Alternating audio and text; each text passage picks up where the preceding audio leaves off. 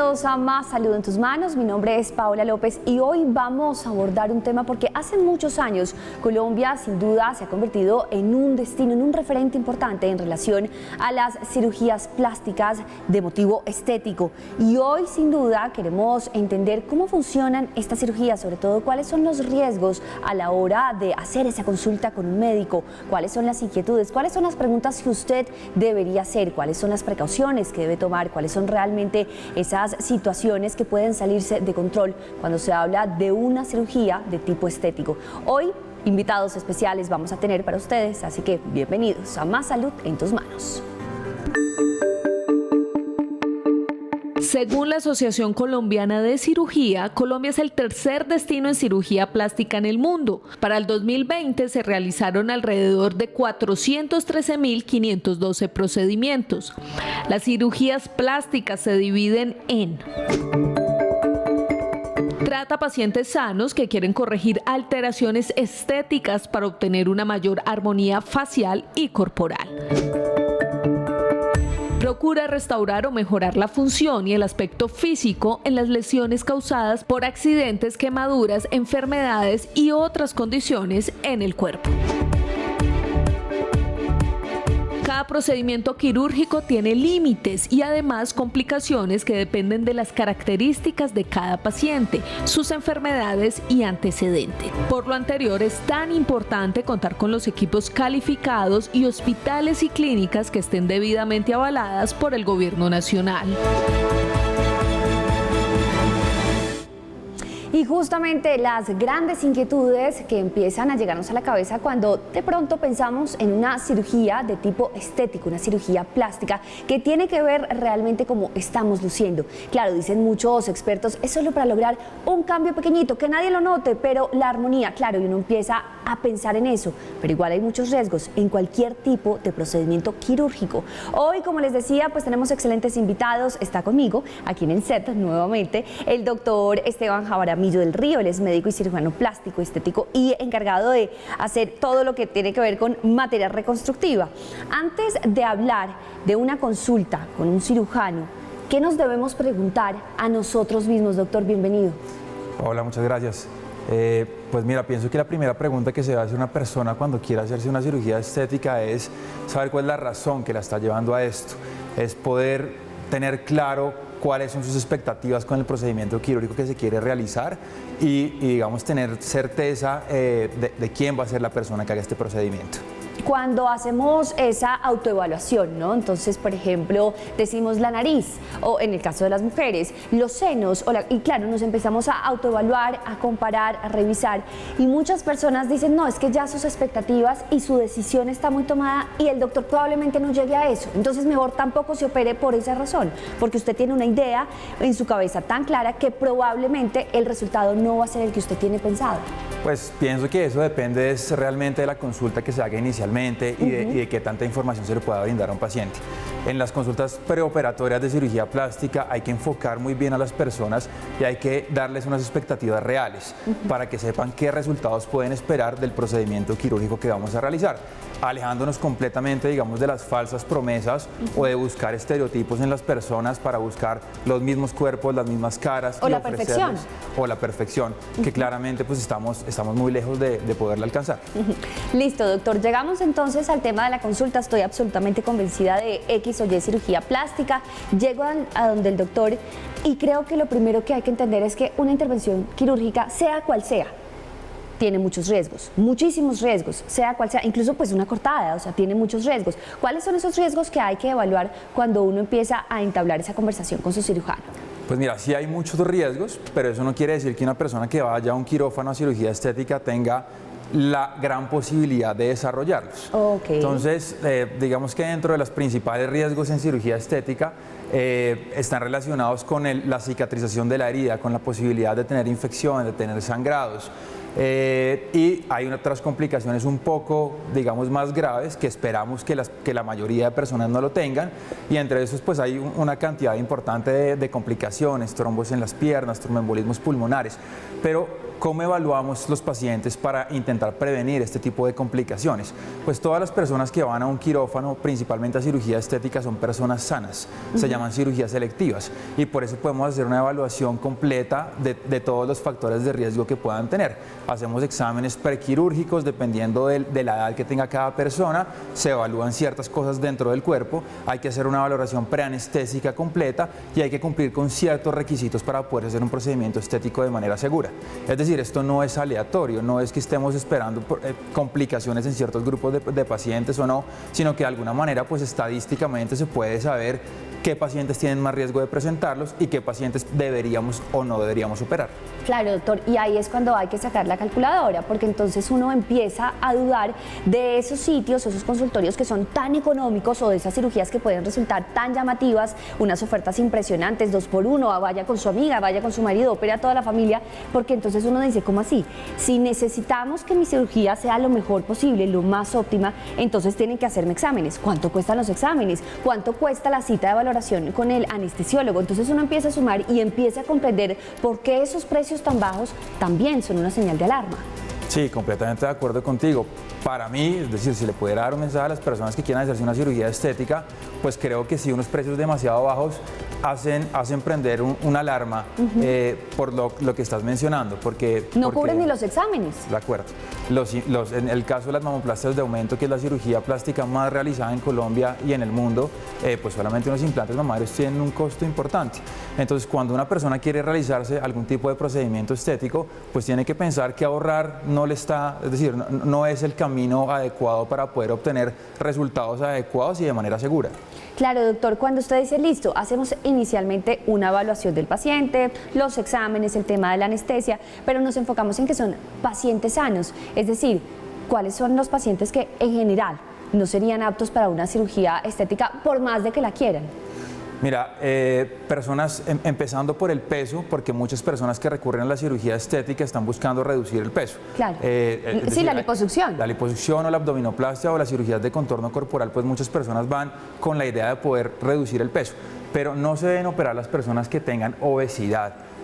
Y la obesidad se determina de acuerdo a un índice que se saca calculando la estatura y el peso de cada persona. El índice de masa corporal. Es perfecto. Si ese índice de masa corporal es superior a 30, no se deberían operar pacientes en cirugía estética porque los riesgos de presentar muchas complicaciones relacionadas con la cicatrización, con los trombos que hemos venido hablando, se incrementan exponencialmente.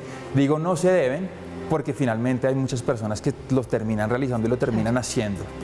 Claro, y seguramente con esa otra asesoría de un doctor que de pronto considera que sí podría, pero los exámenes no arrojan que son candidatos óptimos para una cirugía plástica. ¿Existe otro tipo de factor de riesgo a tener en cuenta dentro de estos pacientes? Digamos, muchas enfermedades de base de los pacientes tendrían que estar controladas para tener buenos resultados. Pacientes hipertensos, pacientes con diabetes, pacientes con antecedentes cardiovasculares, pues todas esas condiciones deberían estar completamente controladas. No es que una persona hipertensa no se pueda operar, y este mensaje tiene que ser claro, sino que las enfermedades de base tienen que tener un control adecuado para que el organismo esté en las óptimas condiciones en el momento de hacerse una cirugía estética. Bien, tenemos una pausa. Hoy estamos hablando de esa autoevaluación que hay que hacerse antes de emprender esa posibilidad de hacerse una cirugía estética. Bueno, finalmente las cirugías estéticas son para todos, pero hay que tener ciertos cuidados, ¿cierto, doctor? De acuerdo. Momento de la pausa, nos está acompañando el doctor Esteban Jaramillo del Río. Él es médico y cirujano plástico estético y reconstructivo. Ya volvemos.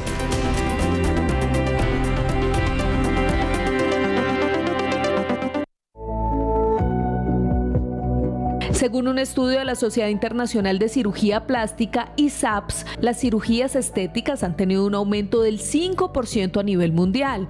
Ese mismo estudio plantea que los procedimientos más comunes en Colombia son: consiste en la extracción de exceso de grasa corporal por medio de la succión. Es una cirugía para mejorar el tamaño y volumen del seno colocando implantes detrás del tejido mamario o debajo del músculo del pecho. Esta cirugía es común en personas que buscan mejorar el aspecto de su mirada, despejando el contorno de los párpados caídos y las bolsas de las ojeras. Es un procedimiento que mejora la apariencia de los músculos y piel abdominal flácidos y estirados. En esta operación se pretende corregir aspectos físicos y funcionales de la nariz, ya sea en el tabique, la punta o la anchura. Teníamos entonces esta selección de las cirugías plásticas más comunes, más recurrentes. Seguramente alguno ha tenido dentro de sus inquietudes hacerse alguno de estos procedimientos estéticos. Además, doctor, y se los sigo presentando quienes llegan a esta hora con nosotros: Esteban Jaramillo del Río, médico y cirujano plástico estético y reconstructivo, porque pues siempre tenemos la inquietud de mejorar alguito y uno dice, ¿por qué no? Como, ¿cuánto puede costar? ¿Cómo qué puede pasar? ¿Qué es lo peor que puede suceder? Ya estábamos hablando entonces de esa evaluación necesaria que hay que hacer. Primero, autoevaluación para saber realmente qué se quiere cambiar, cuál es ese ajuste estético que se quiere hacer. Luego ya esa consulta con el cirujano. Dentro de esa consulta estábamos hablando de esos exámenes, el tema de la anestesia para que a uno lo evalúen y esos factores de riesgo. Entonces, en general, tener ese tipo de enfermedades complicadas controladas para que podamos todos acceder a la cirugía plástica. ¿Hasta ahí vamos bien, doctor? Hasta ahí vamos clarísimos. Listo, perfecto. Pero entonces, ¿de qué depende el éxito o el fracaso de una cirugía estética? Porque si bien es cierto, hemos visto también en las noticias que cosas pasan, los accidentes nos pueden pasar a todos, pero también los resultados. Entonces uno termina por una nariz operándose 4 veces y ahorrándose 10 años y con tristeza otros 20. Pues mira, la principal razón, pienso yo, de tener éxito o un fracaso en una cirugía estética es la experiencia de la persona que está haciendo el procedimiento. Y esto es como en todo, como con cualquier actividad que se realice. Una persona que tenga experiencia, que esté bien formada, que cuente, digamos, con todos los requisitos para poder hacer cierto tipo de procedimiento, pues tendrá una mayor posibilidad de que sus resultados sean exitosos. Ese diría yo que es el principal factor. Y adicionalmente es algo de lo que veníamos hablando ahorita y es ¿qué tanto se entienden las expectativas de una persona? Claro. Porque cuando una persona llega a una consulta de cirugía plástica y quiere tener una nariz, por poner un ejemplo, de tales características, pues puede que el trabajo que haga un cirujano plástico sea perfecto a los ojos del cirujano plástico o a los ojos generales. Pues si la persona tiene unas expectativas completamente irreales, pues uno nunca va a poder cumplirlas. Claro. Entonces creo que es una combinación de experiencia y de una comunicación clara con un paciente para entender qué se puede hacer y explicarle qué se puede hacer. Y ahora también depende del compromiso del paciente, me imagino yo, en materia de controles, asistir juiciosamente y en materia de cuidado, porque seguramente muchas personas dicen, no, pues la liposucción es la salvación, me queda el cuerpo perfecto, el cuerpo divino, y a los 8 días resulta que está en urgencias por intoxicación porque decidió comer muchísimo más de lo que comía antes. Sí, bueno, ese sería un caso extremo, pero mi imaginación lo permite, doctor. Pero tienes toda la razón y es claramente tiene que haber un compromiso de las personas, de los pacientes después de los procedimientos, principalmente con procedimientos como el que tú acabas de mencionar. Hay otros procedimientos que, digamos, no requieren tanto monitoreo después de la cirugía, pero por ejemplo la liposucción requiere muchísimas cosas, requiere hacer unos masajes posoperatorios, requiere un uso de una faja por cierto tiempo, por 2 a 3 meses. Wow. Y claramente pues tener hábitos saludables de vida que incluyan hábitos de alimentación, ejercicio, no solamente para que el resultado inmediato se mantenga, sino para que a muy largo plazo esos resultados pues puedan ser los mismos que quedaron inicialmente. Doctor, es decir que hay cirugías más peligrosas que otras. Hay cirugías que suponen riesgos diferentes, sí, claramente. Hay cirugías que, digamos, hay que hacer intervenciones en ciertas partes del cuerpo que pueden tener, por poner un ejemplo, estructuras vitales más importantes. Como por ejemplo, dentro de esa lista de las más populares que ya estábamos revisando y que ya conocíamos en este bloque, ¿cuáles pueden ser las más difíciles de practicar? Mira, la gran mayoría de complicaciones en estética, digamos, fatales, se han asociado a procedimientos de liposucción. Y la razón de eso es que la liposucción pues es un procedimiento que se hace para la extracción de la grasa. Esa grasa se extrae de manera subcutánea, pero digamos una persona sin la experiencia adecuada pues podría cambiar ese plano y por debajo de la grasa subcutánea están los músculos y están las vísceras abdominales.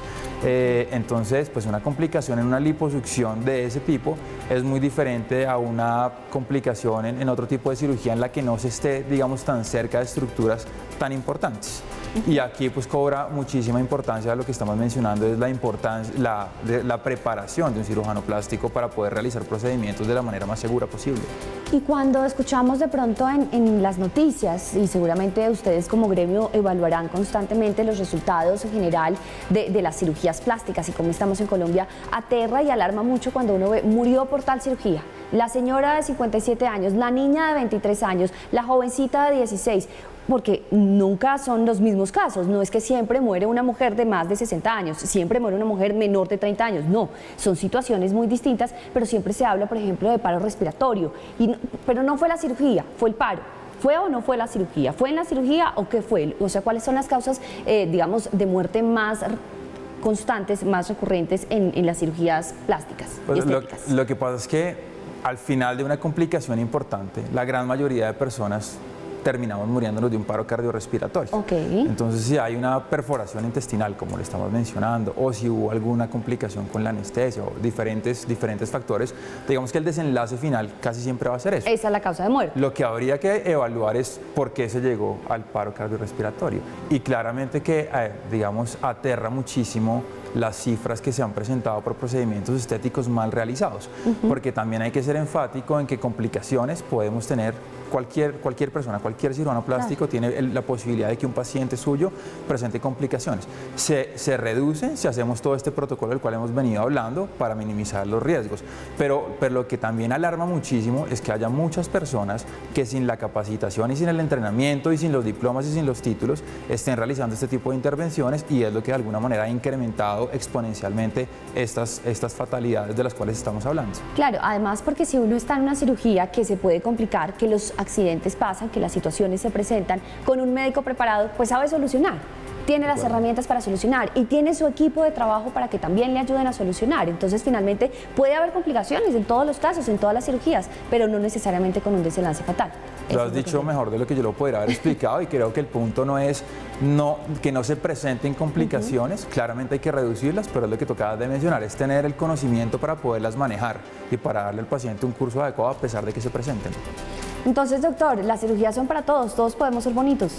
Claro, yo pienso que claramente la cirugía plástica es para la persona que lo quiera, claro.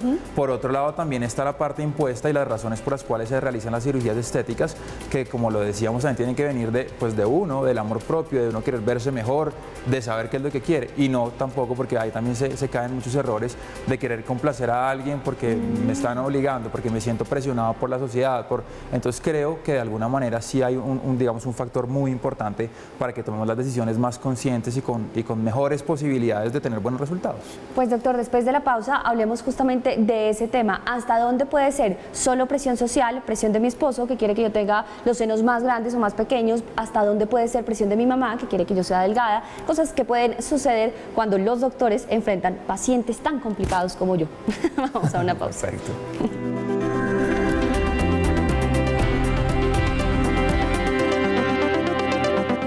Seguimos en Más Salud en tus Manos. Hoy las cirugías estéticas son las protagonistas porque seguramente ustedes saben, hace muchos años Colombia es un destino para este tipo de cirugías, pero no solo de extranjeros, también de nacionales que queremos acceder a este mercado para hacernos retoquitos, vernos mejor, querer cambiar alguna cosa que de pronto no nos gusta mucho y que nos gustaría mejorar. Pues justamente ya hemos tocado el tema de esa evaluación que hay que hacer antes de tomar la decisión de una cirugía, esa primera consulta que tiene que tener en cuenta los cuidados y esos riesgos y esas alarmas que se deben prender cuando uno empieza a hablar con su cirujano, su posible cirujano estético. Hablemos también, doctor, de esa parte psicológica, porque seguramente el cirujano también debe ayudar a que el paciente encamine sus posibilidades. ¿Qué pasa cuando un médico no preparado ve que el paciente está siendo presionado para una cirugía plástica? ¿Cómo debería actuar?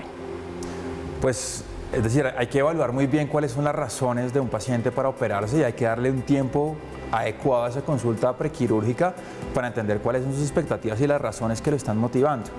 Si las razones son inadecuadas... Como por ejemplo, ¿cuáles podrían ser razones inadecuadas? Mira, hay muchísimos ejemplos sobre eso. Hay pacientes que a uno le dicen, quiero tener la cara de cierta persona pública o quiero tener el cuerpo que tal vez su estructura ósea no se lo permite tener, o que tienen imaginarios sobre esto, o personas que se han hecho un montón de cirugías, la misma intervención para buscar una perfección absoluta que va a ser seguramente imposible de conseguir.